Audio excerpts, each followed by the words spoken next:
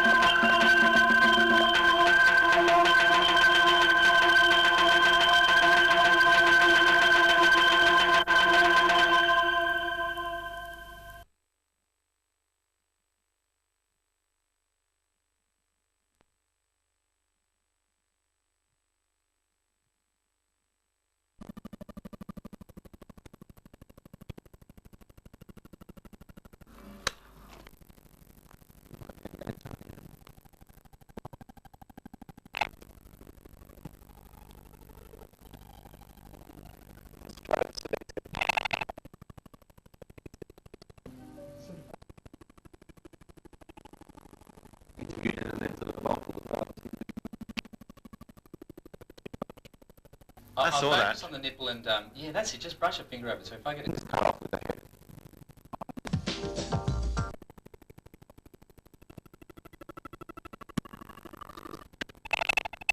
Okay, I like that.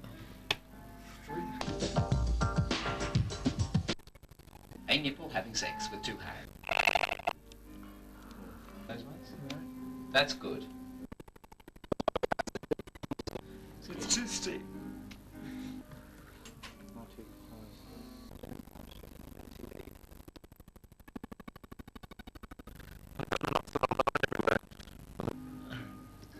That's as much.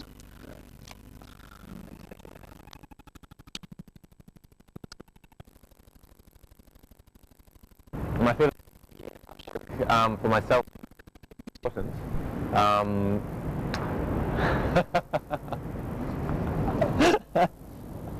didn't expect that question.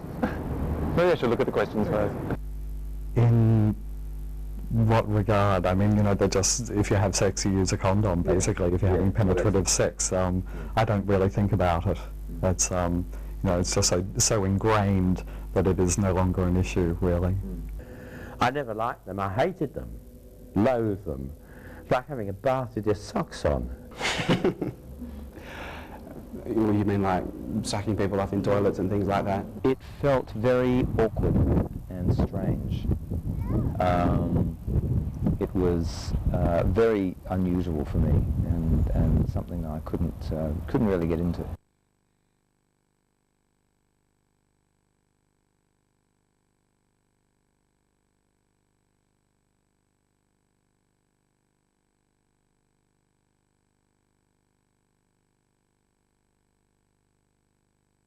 What sort of things that I do were unsafe. Were safe or unsafe? What sort of things did you do? So when I'd go and pick up casual sex, what kind of things did I do? Anything, basically. But with condoms. I think I remember the first time I used a condom because the person I was with, who was an Anglican priest, didn't want to use condoms.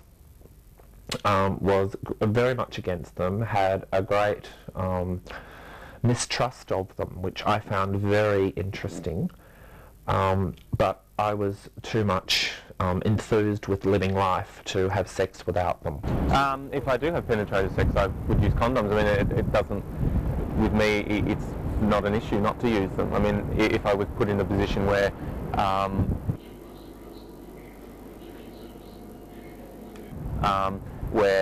you know, and you know, I just sort of like basically, you know, override that and say, you know, we'll sort of get the condom out. Or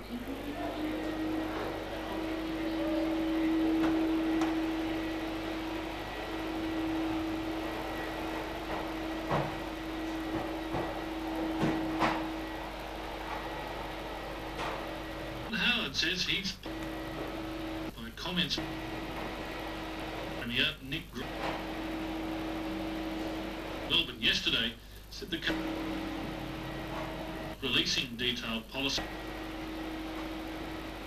Mr. Groner said the comments were not as the leader has hit back. We'll have Mr. Howard's comments in just. First, the Prime Minister, Mr. Keating, wasted no time weighing in, saying he knows full what he's speaking about and to whom his criticisms were. I noticed that Malcolm Fry.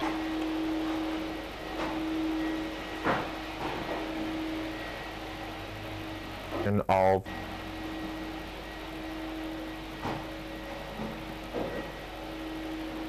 about leather predominantly, SM as people like to call it, standing and modelling, or sadomasochistic sex. For me, it changed. The HIV has changed my reality of sex because it opened up a brand new world for me, and that brand new world was discovering leather, discovering alternatives, discovering that sex didn't have to be a cock entering an arse. I think when I first came out, I probably had one or two unsafe encounters, but that was sort of like very, very early on within the, sort of like AIDS gaining massive media attention, which it did.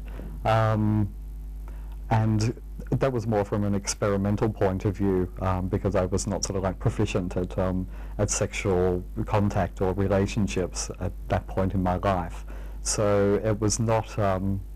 It was just something that you became accustomed to. You know, it was. There was no conscious thought that went into it as to whether it was different, better, worse, or whatever. It was just a matter of fact that after that, the condoms were always a part of sex.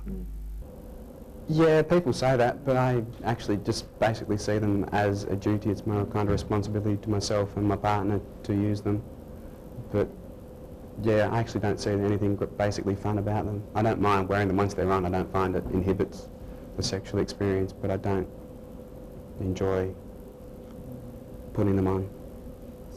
Basically being a lot more aware about the limits of being free with one's sexuality, and I think that safe sex became, certainly in the late sort of 80s, became sort of quite fashionable actually, and it became sort of more of a fun issue, and it really, I mean, it was put on the agenda, and as far as gay men are concerned especially, we realised, I think for the first time, that there were limits to our activity, but that they didn't necessarily have to be negative limits.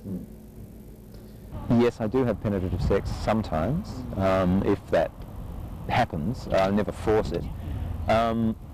Sometimes I have found it difficult to want to use a condom, and on a couple of occasions I have in fact allowed an unsafe sex episode to occur. I've never initiated one, but I also haven't stopped them, and I mean, I know that the responsibility is mine to say no. That's obviously a big problem. I mean, in the early AIDS, when we were creating the early AIDS campaigns, we talked very much about creating a safe sex culture, so that safe sex became the acceptable mode of sexual operation for gay men, and unsafe sex became unacceptable. We set out to make unsafe sex unacceptable. Now, ironically, in achieving that, we've come up against other problems, which is this kind of high moralism. And again, it's that question of talking, that someone has unsafe sex, they bottle it all up inside, and they can't talk to anyone. They can't talk to their best friend because they feel like they'll be thought of as morally bankrupt or stupid, or there's a whole range of things from immoral to immorality dispute. That's quite erotic.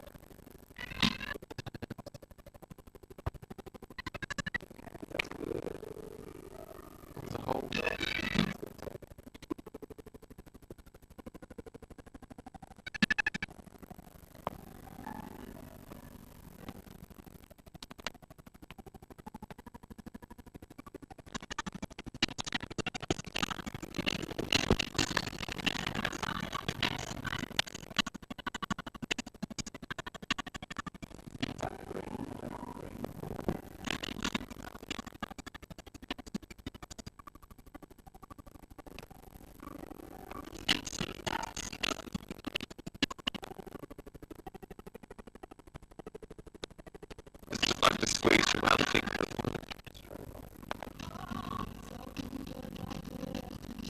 And it's through this I realise certain other people do make fun of it and they put on each other's condoms and all that stuff. I'm not at that stage yet. I just don't like them.